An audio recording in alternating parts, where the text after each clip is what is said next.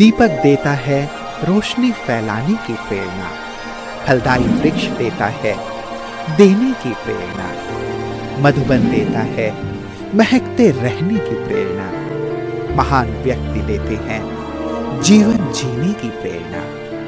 आओ प्रेरणा से दें हम सभी को प्रेरणा।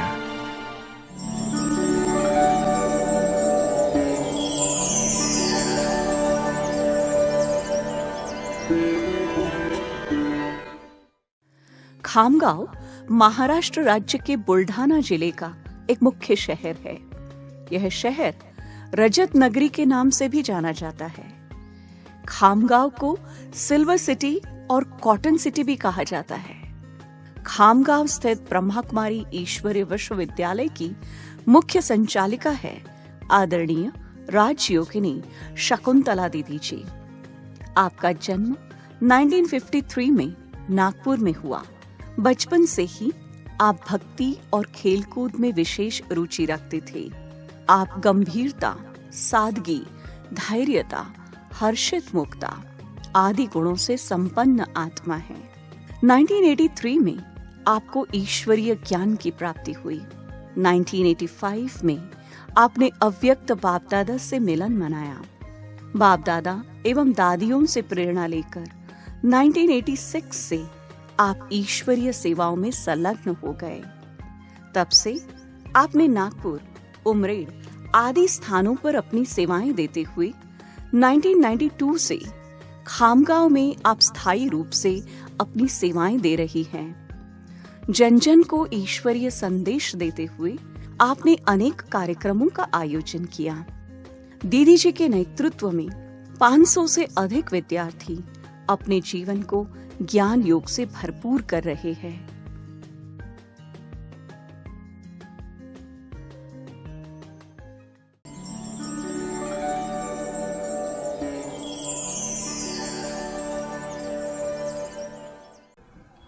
ओम शांति। मेरा लौकिक जन्म नागपुर में हुआ।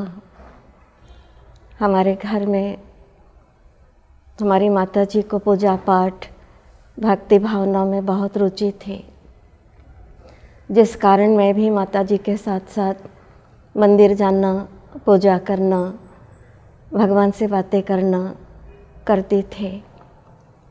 हमारे यहाँ बहुत सारे भगवान की मूर्तियाँ थी, तो मुझे नहीं था समझ में आता था कि इतने सारे भगवान हैं। पर माता जी एक शिवलिंग था, उसकी भी पूजा करती थी। और माता जी अनपढ़ होने के कारण हर पोथी मुझे पढ़ने को लगाती थी। तो जो हर किताब में पढ़ती तो मुझे पूजा में और रुचि आने लगी। एक बार हमारे घर में शिव महापुराण आया, एक किताब आई जिसको पढ़ने से मुझे उस शिव जी से बहुत प्यार हो गया और मुझे मन में लगने लगा कि अपने को भी भक्ति करना चाहिए। और कुछ ऐसे भी इतिहास में पढ़ने को मिला कि जंगल में जाने से, तपस्या करने से भगवान मिलते हैं।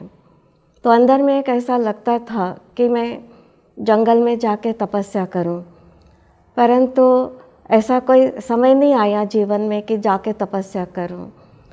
परंतु एक बार एक काशीखंड नाम का एक किताब आया हाथ में, और वहाँ विश्वनाथ भगवान का जो लिखा हुआ था महिमा, उससे मुझे ऐसे लगा कि मैंने काशी में जाना ही चाहिए।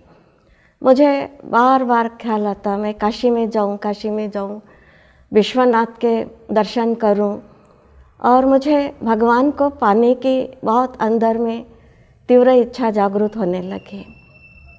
ऐसा करते हुए कुछ बड़ी हुई तो एक बारी एक जगह में वो पुरुषोत्तम महीना चल रहा था, और उस पुरुषोत्तम महीने में एक मंदिर में एक प्रवचन हो रहा था। उस प्रवचन में मैं रोज़ जाती थी, और जब मैं वहाँ बैठती तो वो गीता पर प्रवचन था और मैं सुनती। 4-5 दिन के बाद में मुझे एक साक्षात्कार हुआ। आगे में श्री कृष्ण जो थे बाल कृष्ण, वो आगे आ गए और उनके हाथों में सोने का एक गोला था। तो जब उन्होंने मेरी तरफ देखा तो मुझे बहुत सुकून मिला, बहुत ही अंदर में सुख मिला।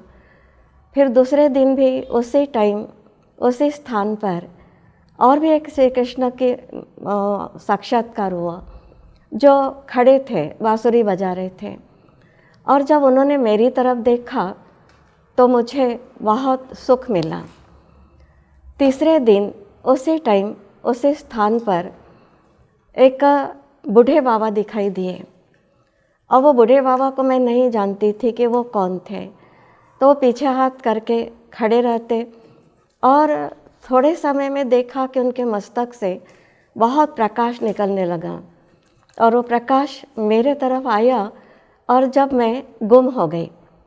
मुझे मंदिर में कौन लोग बैठे हैं, कितने लोग बैठे हैं, वो प्रवचन वाले क्या सुना रहे, कुछ भी सुनाई नहीं देता था, और मैं थोड़े समय के लिए एकदम गुम हो गई। फिर मैं जब मुझे ख्याल आया कि मैं तो मंदिर में बैठी हूँ और वो जो साक्षात्कार था वो गुम हो गया। जब मैं घर की ओर जाने लगी तो मुझे ऐसा लग रहा था कि मैं शरीर में हूँ या नहीं हूँ। ऐसे चलते चलते मैं घर पर पहुँची और मैंने एक किताब में पढ़ा था कि भगवान का जन्म होने वाला है और वो कलंक के अवतार लेने वाले हैं। तो 2 दिन से मुझे श्री कृष्ण जी दिखाई दे रहे थे, तो मैंने समझा कि श्री कृष्ण का अवतार हो गया है और अब मुझे उनसे मिलने के लिए जाना ही चाहिए। तो मैंने रात भर, मुझे नींद नहीं आई और मैं रोती रही और भगवान से बातें करती रही। भगवान, आप कहाँ पर हो? आप मुझे बुला लो ना। आप मुझे इतना तो बता दो कि आप कौन से गांव में जन्म ले चुके हो, कहाँ पर हो आप, मैं सब कुछ छोड़कर आपके पास आ जाऊंगी। और ऐसे रोते रोते मैं सवेरे जब उठी तो हमारे यहाँ हमारे एक रिलेटिव आए।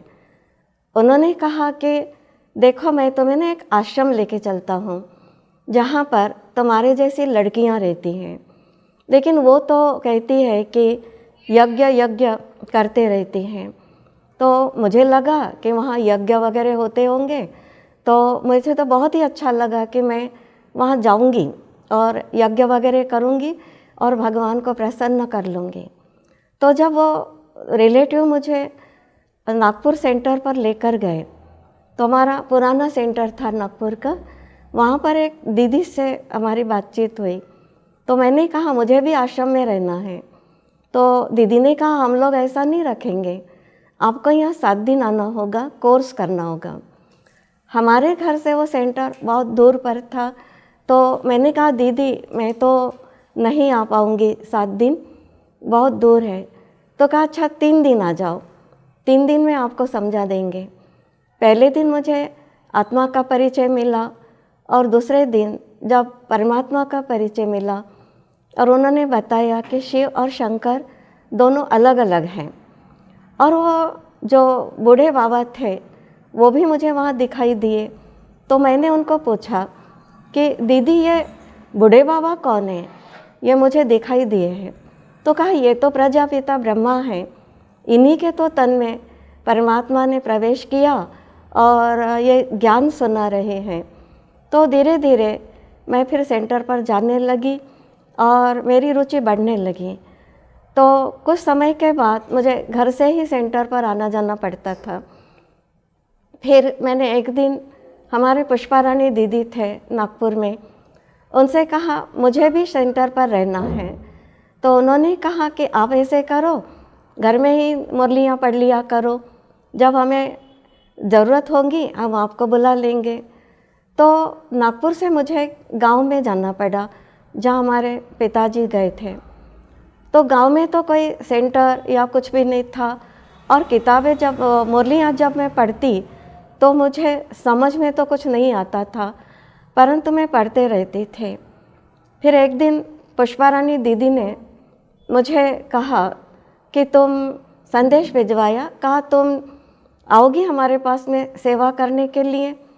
तो वहाँ एक प्रदर्शनी लगी हुई थी और उस प्रदर्शनी में मुझे बुलाया गया। और वो 2-4 दिन के बाद में एक सेंटर से दीदी को कॉल आया कि हमारे सेंटर पर बैन नहीं है। तो दीदी ने कहा तुम जाओगी वो सेंटर पर? मैंने कहा हाँ दीदी मैं तो जाऊंगी।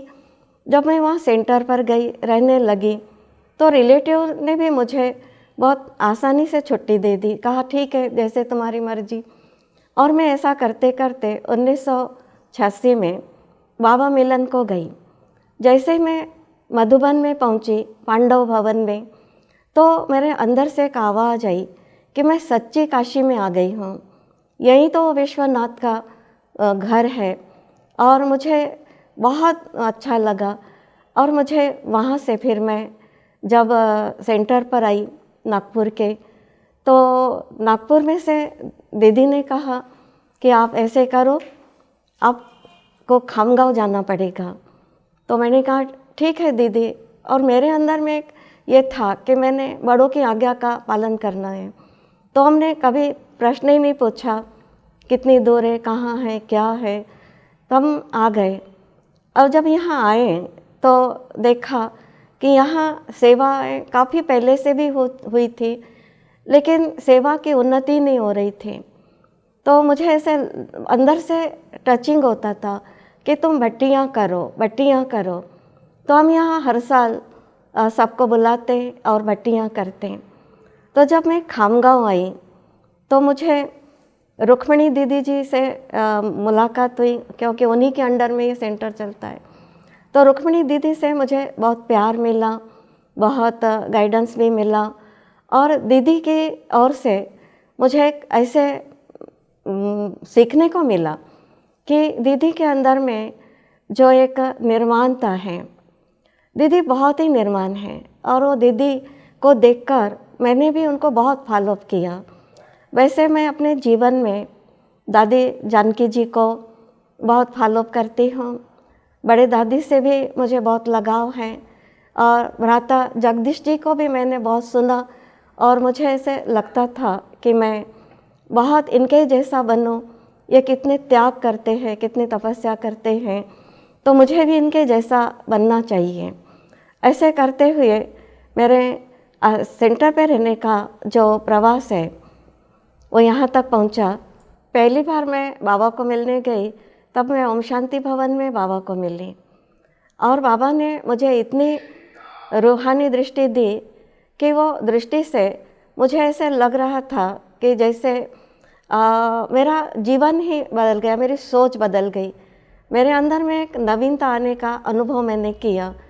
बाबा से मुझे जो दृष्टि मिली उसमें अपार सुख था, अपार शक्तियाँ थी। और जो मधुबन है वो तो मेरे लिए जैसे लगने लगा कि मैं इसी स्थान को ढूंढ रही थी। वो पांडव भवन वो। और एक बारी जब मैं मधुबन में बैठी थी बाबा से मिलन मनाने के लिए 18 जनवरी के दिन, तो मैंने बाबा से कहा बाबा अब तो साकार में मुझे मिले ही नहीं और साकार में मुझे मिलना है। तो मुझे ऐसा लगा कि मैं शांति स्तंभ के पास बैठी थी और बाबा को मैं बहुत रो रो के कह रही थी कि बाबा मुझे साकार अनुभव करा दो ना, मैं अव्यक्त में आपको देखती हूँ। तो बाबा ने जैसे ऐसे लगा कि शांति स्तंभ से बाबा निकले और मेरा हाथ पकड़ा। तो जैसे एक व्यक्ति साकार में हाथ पकड़ता है ऐसे मुझे लगा।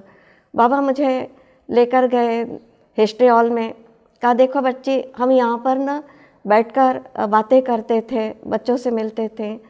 फिर हम बाबा के कमरे में गए तो वहाँ पर वो फ़ोटो नहीं था, वहाँ पे एक कॉट था और बाबा कॉट पर बैठ गए। मैंने भी कॉट पर बैठा। बाबा कहते बैठो ही मेरे साथ। नहीं, यहाँ मैं बच्चों से मिलता था। और फिर कुटिया में गए तो बाबा कहता देखो यहाँ पर ने मैं बच्चों को पत्र लिखता था। वहाँ से लेके बाबा मुझे झूले पर बैठ गए, कहा देखो बच्ची। और बाबा ने मेरे हाथ में हाथ लेके कहा आ गई आपको साकार वासना। मैंने कहा बाबा अब अंदर से आवाज़ आती है कि मुझे बाबा अव्यक्त नहीं, बाबा मुझे साकार में मिले हैं। मुझे तो ये जीवन ही अच्छा लग रहा था तो मैं तो बस आ गई।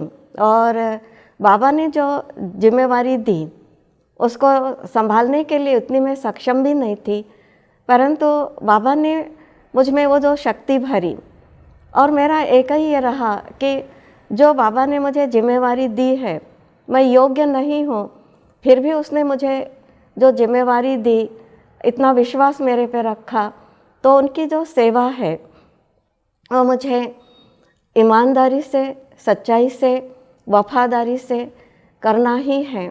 और इस तरह से मैं ये यज्ञ सेवा करने लगी। यज्ञ सेवा में मेरा एक ही ये रहता है कि एक नामी और इकोनॉमी, एक के ही अर्थ जीना है, और जितना हो सकता है कि मैं इकोनॉमी से बाबा के यज्ञ को रहूँ, यज्ञ में यज्ञ चलाऊँ, क्योंकि यहाँ पर जो भी धन आता है या बच्चों का तन लगता है, वो बहुत ही मेहनत से कमाते हैं, इसलिए उनका धन कहीं वेस्ट न जावे, इतना मैं हमेशा ख्याल रखती हूँ। बाबा मुझे हमेशा ऐसे लगता है कि वो खुद ही मुझसे करवाते हैं। जब भी मैं कोई सेवा करने जाती हूँ, कठिन से कठिन भी सेवाएं आई हैं, बड़े से बड़ी परिस्थितियाँ भी आई हैं, परंतु ऐसा लगता कि वही मुझे बोलता भी है कि ये करो, और जब मैं करती हूँ तो मुझे उसमें 100% सफलता प्राप्त हो जाती है। कभी ये नहीं लगता कि ये कोई होगा या नहीं होगा, हमेशा ऐसा लगता है कि बाबा मेरे साथ है तो ये कार्य हुआ ही पड़ा है, और वो हो ही जाता है। बड़े दादी के साथ में हम बैठते थे, मनोहर दादी हमारे इधर आते थे महाराष्ट्र में, तब मनोहर दादी के साथ में हम बैठते थे, और जब दादियाँ हमको यज्ञ की कहानियाँ सुनाती थी, तो दादियों के मुख से वो जो कहानियाँ हम सुनते यज्ञ की, तो हमें ऐसे लगता, इतना लगता कि ये दादियों जैसा ही हमें बनना चाहिए। पुष्पा रानी दीदी ने भी मुझे बहुत प्यार किया। उनके साथ में जो हमारी सावित्री दीदी जी थे, वो मुझे बहुत गाइडेंस करते थे। समय प्रति समय मुझे वो बताते थे। जब भी मैं उनसे कुछ बात पूछती तो वही मुझको बहुत सुंदर रीति से ज्ञान का मार्गदर्शन करते थे।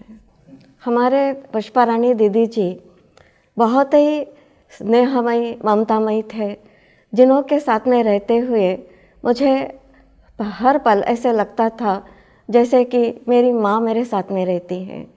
सावित्री दीदी जी वो भी इतनी गंभीर और इतने शांत थे, इतने सरल थे कि उन्हें देख देख कर ऐसे लग रहा था कि जैसे ये एक ममता की मूर्त है।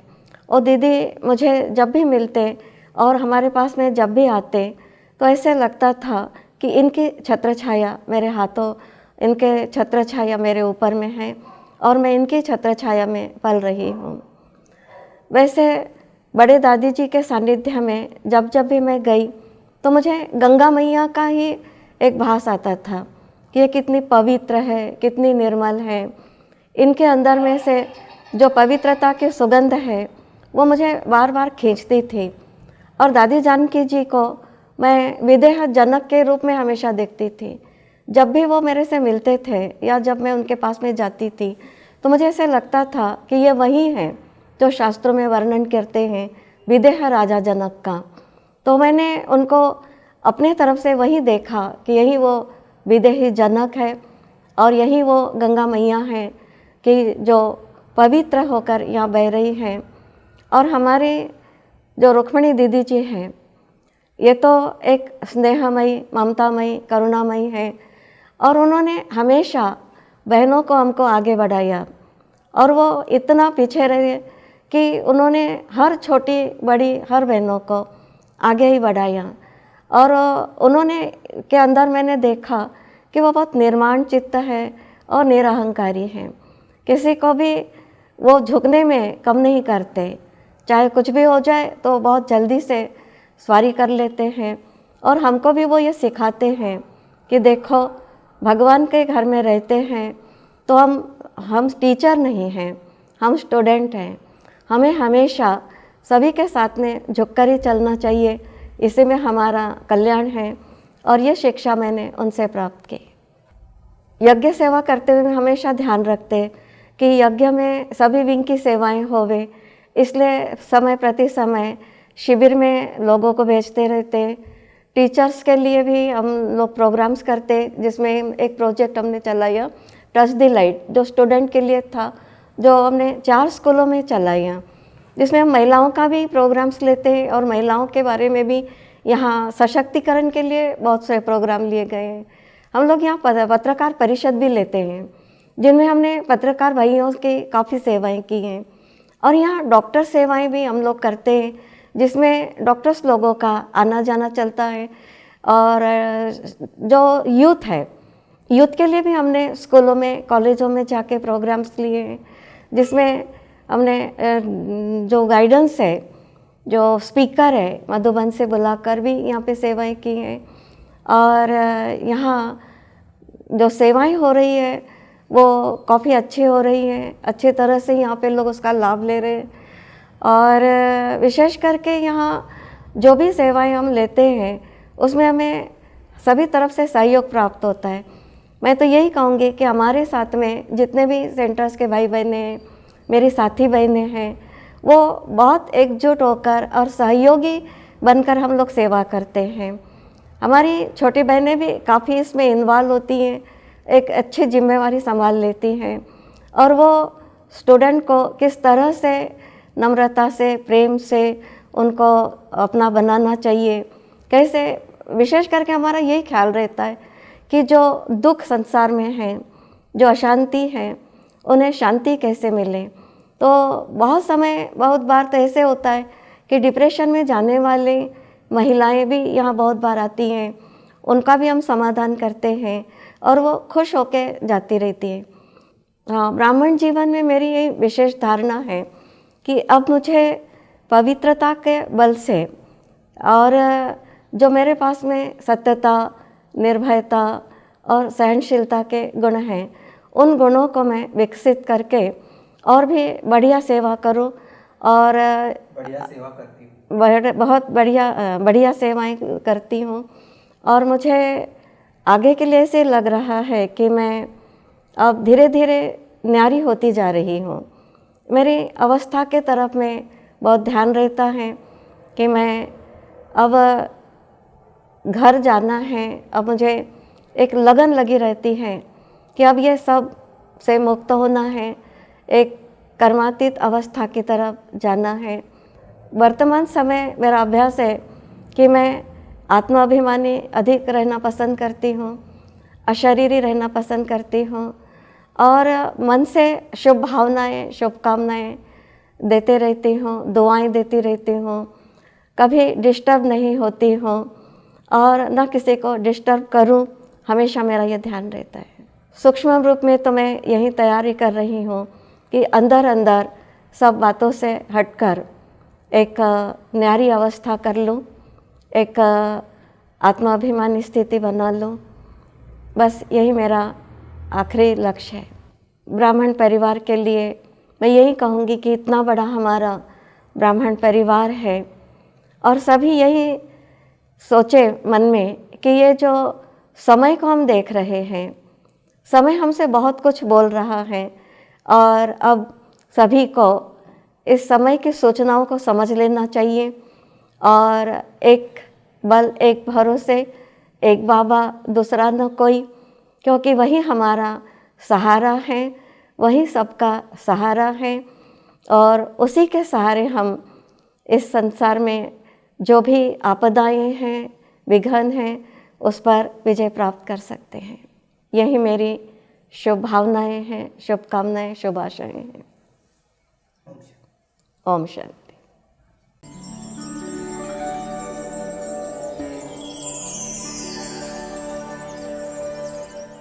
दीदी जी त्याग तपस्या की प्रतिमूर्ति है। दीदी जी में विशेष मैंने ये देखा कि दीदी में सादगी है, गंभीरता है और कुछ भी बात हो जाती है तो एक बल, एक भरोसा।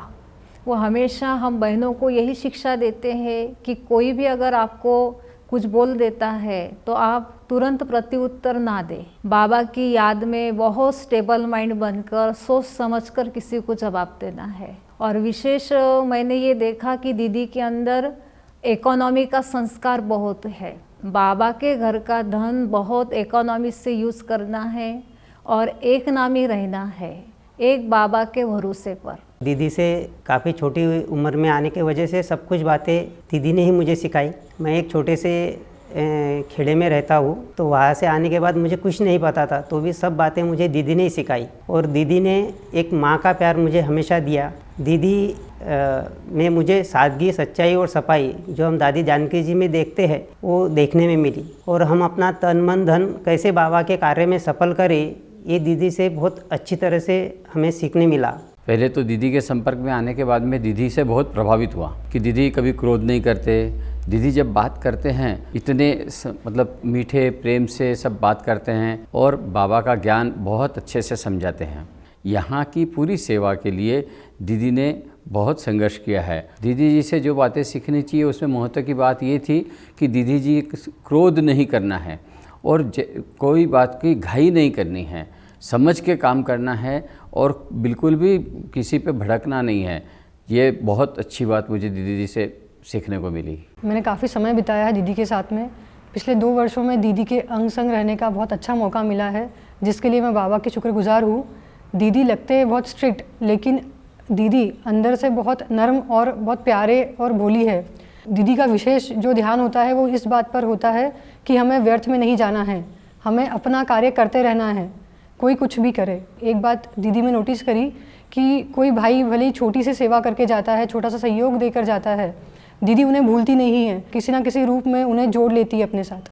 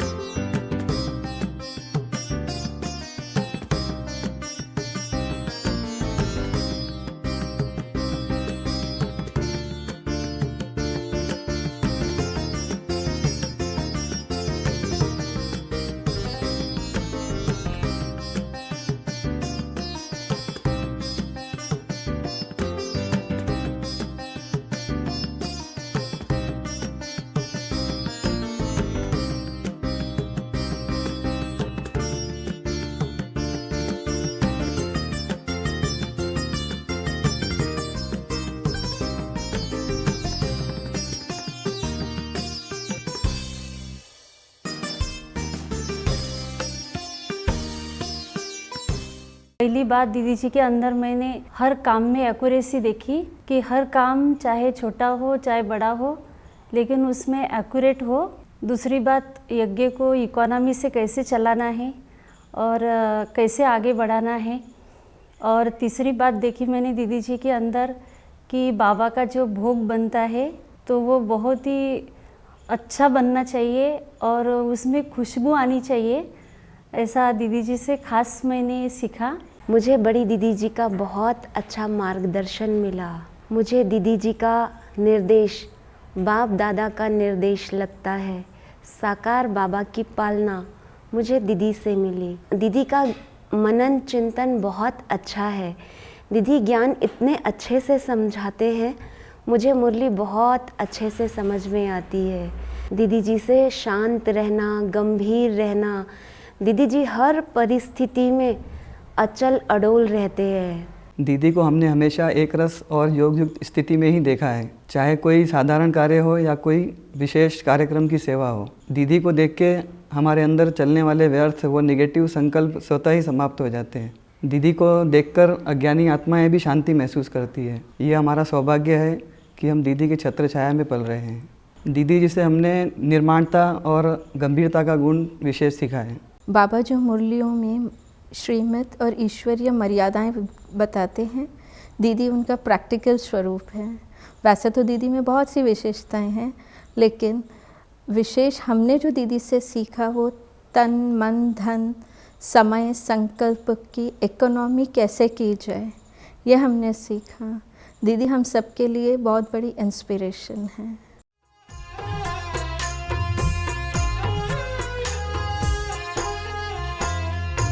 मन की बाबा यही अब आस, मन की बाबा यही अब आस। हर पल रहूं बाबा तेरे ही पास। मन की बाबा यही अब आस। मन की बाबा यही अब आस।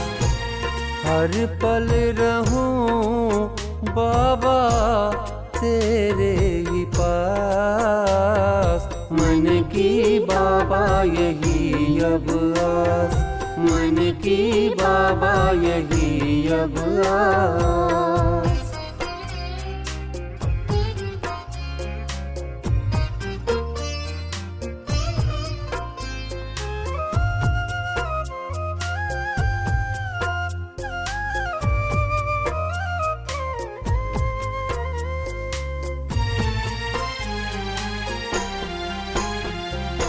अमृत वेले सामने हो आते। सारी खुशियाँ तुमसे हम पाते। अमृत वेले सामने हो आते। सारी खुशियाँ तुमसे हम पाते। हम सब करें जीवन शिव को समर्पण। स्वर्ग की बाबा हमको देते सौगात। मन की बाबा यही अब आस। मन की बाबा यही अब आस।